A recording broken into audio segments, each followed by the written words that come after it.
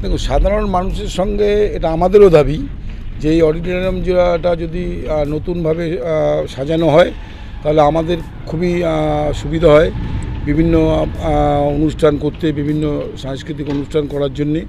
আমাদের একটা অডিটোরিয়াম হরিঙ্গাটা পৌরসভা হয়ে গেল, প্রায় 9 বছর অতিক্রান্ত হতে চলল, আমাদের হরিঙ্গাটা পৌর এলাকায় কোনো অডিটোরিয়াম নেই।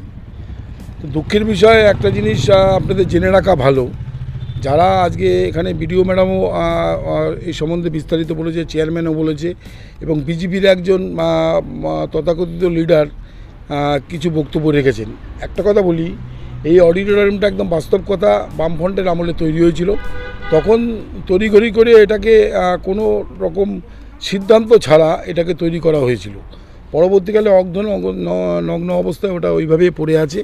তবুও আমরা এখানে পৌরসভা থেকে আনঅফিসিয়ালি পৌরসভা থেকে আমরা অনেক কিছুই ওটাকে মেনটেন করে আমরা কিছু কিছু অনুষ্ঠান ওখানে আমরা করার ব্যবস্থা করি, এবং বিভিন্ন সামাজিক কাজে এবং কিছু রাজনৈতিক দলেরকেও আমাদের পৌর থেকে আমরা প্রোগ্রাম করার জন্য আমরা আয়োজন ব্যবস্থা করে দিই।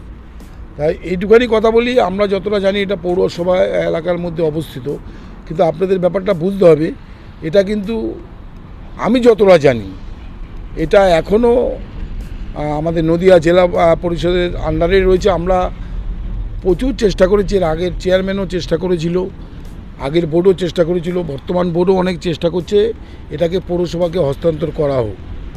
আমি আমাদের পূর্তের এবং পরিবহনের কর্মাধ্যক্ষ আমাদের শ্রদ্ধেয় দেবাশিস গাঙ্গুলি মহাশয়ের সঙ্গে আমি কিছুদিন আগেও কথা বলেছি। তা উনি নিজেও আমাকে বলেছে, না উত্তমদা, এটা আমরা জেলা পরিষদ থেকে করব, খুব ভেরি রিসেন্ট আমরা এটার কাজ শুরু করব।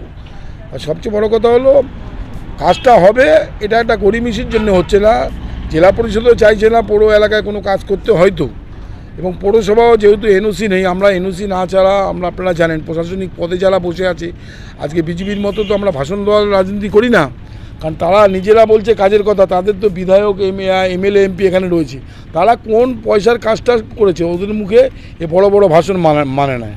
তৃণমূল কংগ্রেসের আমলে, মমতা বন্দ্যোপাধ্যায় সরকারের আমলে সারা বাংলা জুড়ে উন্নয়নের কর্মযজ্ঞ চলছে, এবং আমরা দেখছি, আপনারা যেহেতু বলছেন, বিডিও ম্যাডামও বলেছে, আমরা খুব শীঘ্রই চেষ্টা করব যে এটাকে হয় পঞ্চায়েত জেলা পরিষদ হোক, না হলে পৌরসভা হোক।